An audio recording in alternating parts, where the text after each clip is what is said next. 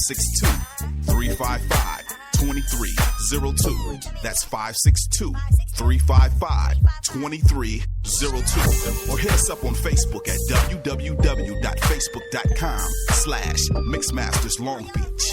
Mixing business with pleasure.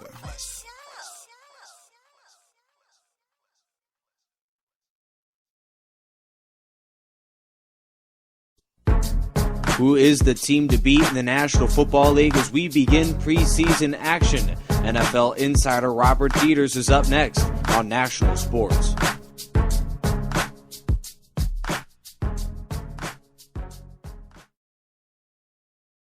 The story of the 2013 Major League season has been the resurgence of the Dodgers, led by Yasiel Puig. How realistic of a shot does Los Angeles have at making the World Series? Jason Gerline leads the roundup next on National Sports.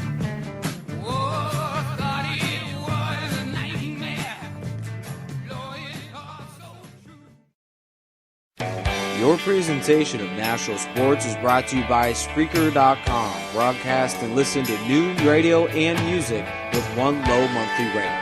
Your show will be right back after this word from your local stations.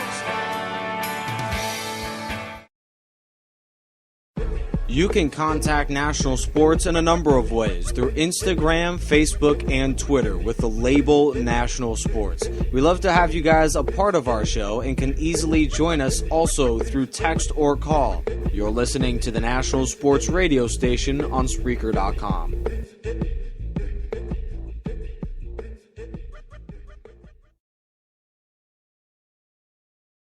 America's pastime of baseball is changing as we know it into a sport we've never seen before. Where is the game headed in the next few years? Major League correspondent Cameron Sadeghi has the answer to that question next on the National Sports radio station from Los Angeles, California.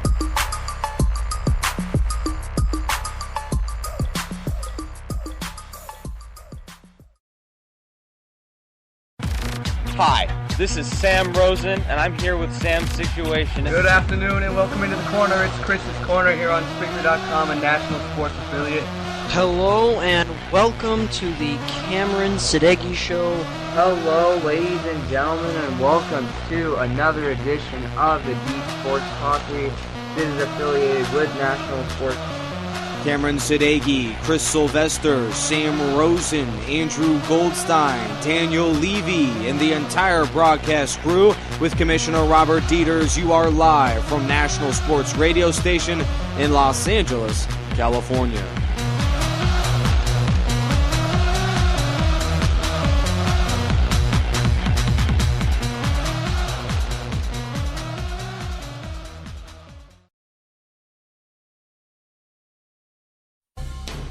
Live from Los Angeles, we thank you for listening to another presentation of the National Sports radio station on Spreaker.com.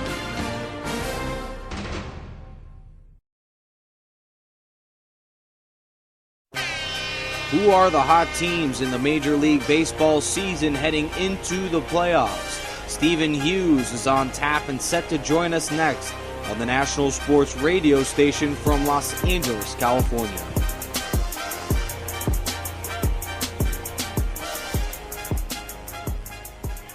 Welcome back to Chappelle Stadium in Yorba Linda, California, the site for the Southern California Bowl here in 2014, round one of the SCFA playoffs, and it's the quote-unquote wild card. Mount San Antonio College Mounties on top of the home team, the defending 2013 Southern California champion Fullerton Hornets. Time goes by so fast nowadays that 2012 seems like last year, so please forgive me for that. 23-3, though, the score here is the Mounties lead by 20 at the half. We got some stats to pass along to you. Boy, Justin Allo, the offense, they've been flawless, per se. On 5 of the 6 offensive possessions that the Mounties have had, they've been able to come away with points. Allo so far, 15 of 30. I don't know if that's right, but 247 yards for him, a touchdown, and the longest pass he's had was 45 yards, and that was to Derek Macon. Speaking of Macon, the transfer from El Camino College, he leads all receivers with 6 receptions for 87 yards.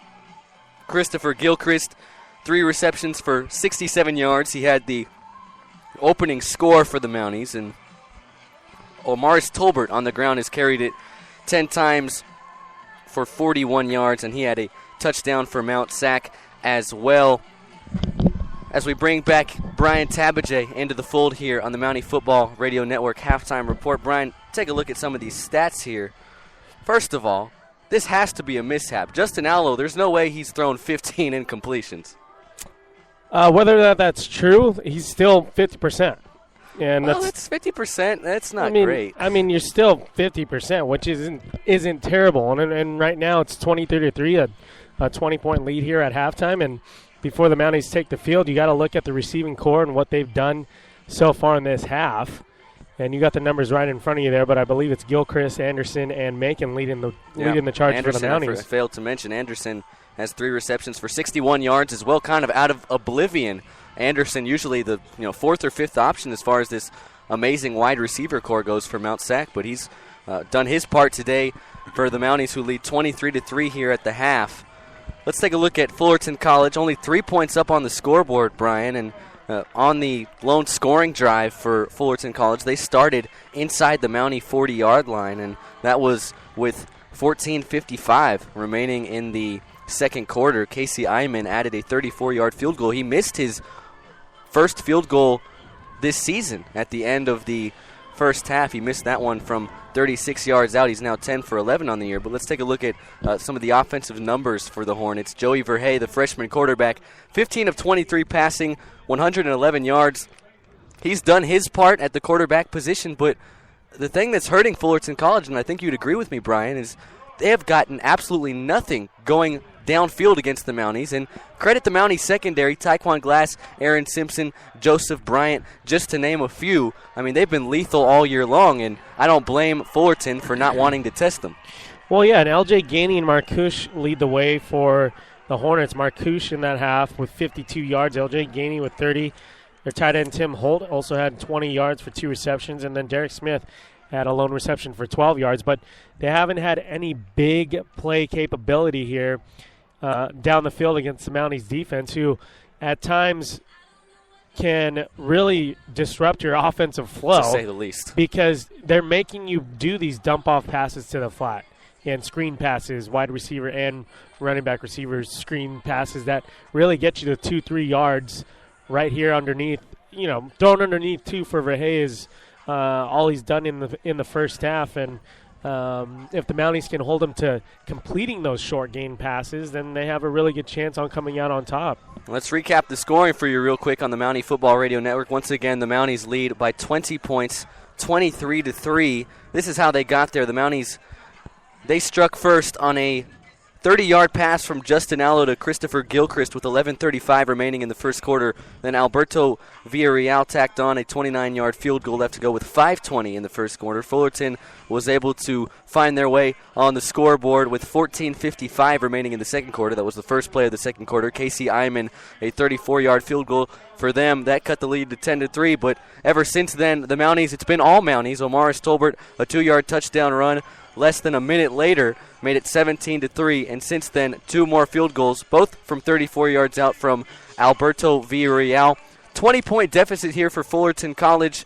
Against the Mountie defense, a comeback seems impossible, but really it's just a 3-possession game, Brian. We got an entire half of football left to play. What do the Hornets need to do in this second half to get something going offensively against the Mounties? And let's not forget the Mounties, they've had their way offensively. What does Fullerton College need to do defensively to stop Justin Allo and the rest of the gang on the Mountie offensive attack? Their only option right now is to cause a turnover or turnovers. Make them feel uncomfortable. Pressure Allo. Allo looked comfortable in the pocket for the entire half. I mean, I think they got to him on one play, but you have to pressure the quarterback a lot more than that, forcing him to throw when he's uncomfortable, forcing a turnover maybe. The Hornets defense really has to find some sort of spark here, because if they just play like they've been playing in the first half, it's going to be a really big climb to get over this mountain and the Mounties. Pun intended again? 23-3, the Mounties lead. Luckily for Fullerton College, if they want to find themselves on the comeback trail, they'll need to get something going offensively. They will receive the kick to begin the third quarter. Back deep to receive for Fullerton College, it's Sean Willis and Aaron Maxwell, and we are underway here in the second half from Yorba Linda High School. The kick will, on a hop, go on out of bounds inside the 5-yard line. That's not good, as Fullerton College, they'll start their first offensive drive here in the second half from their own 35-yard line. Trailing by 20, can Joey Verhey finally get something going downfield? We'll see what he does here in this opening drive to start the second half, as Verhey's been absolutely shut down so far by the Mounties defense. Also coughed up a ball, too, when he rushed trying to get into the end zone, and that made it 7 fumbles for Verhey on the season.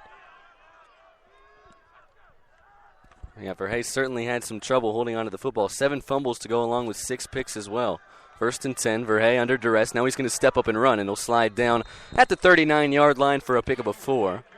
The winner of this game will take on the winner of Riverside and Ventura. That game down at Wheelock Stadium, not too far from here, just up the 91. And you can catch that broadcast right here on Spreaker.com/National Sports. Our good colleagues, our good friends, rather, Nick Rice and Dan Godino on the call. Verhey going down in the backfield here. Ball came loose and the Mounties pick it up. It's Sidi Tama Avena with the scoop and score. Wow. And that's what the defense does game in and game out for the Mounties, is get to the quarterback, bring the pressure, and on that play, not only did they get to Verhey, but they made him cough up the ball again and run it in for a Mounties touchdown. And who else but Sidi Tama Avena with his second defensive touchdown of the season. Had a pick 6 all the way back at the beginning of October against LBCC, and a scoop and score here. And you can hear the frustration down on the near sideline, the Fullerton Hornets sideline. They have a monumental hole to climb out of in this one as Alberto Villarreal adds the PAT. It's 30-3, Mount SAC, with 14 minutes and 27 seconds remaining in the third quarter. If this isn't the definition of dominance, I don't know what is. And Mount SAC really, really proving everyone across the board here who voted them in to get into the playoffs, and those people that, unfortunately are left out, like Long Beach, I know, were very upset that they didn't get into the playoffs, and Mount SAC showing that they belong. And absolutely, they do have 2 losses on the season, but those performances that they've been giving all season long defensively is showing right now, as they're up 30-3 to start the second half. So it takes the Mounties all but 33 seconds into this second half of action to get back on the scoreboard and build on their lead. It's now a 27-point advantage for Mount SAC, 30-3. It felt like we just did this a couple of minutes ago. Alberto Villarreal will boot it away again for the Mounties. And it's Willis, 5 yards deep in his end zone, slipped, and now he's just going to have to take a knee.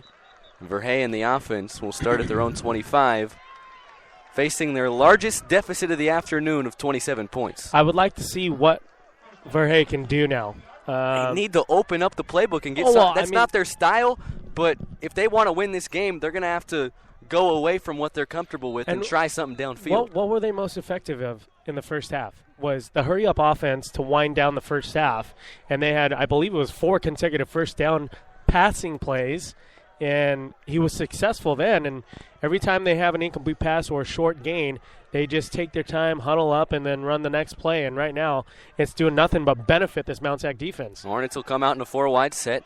Now they're going to go deep downfield. Verhey will throw it too far for his intended target. He was going for Howard Gata to the near side of the field. Aaron Simpson there in the coverage for Mount SAC. And I guess they listened to me. They took a shot deep downfield, but you could see by the throw of Joey Verhey, the freshman quarterback for Fullerton College, that's not his game. He's not comfortable going downfield like that.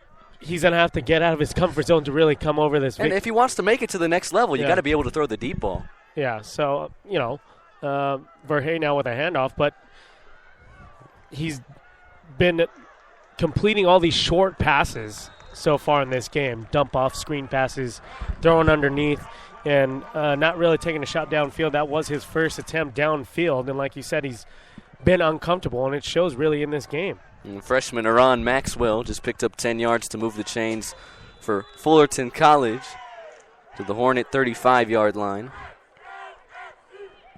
Take a look at the rush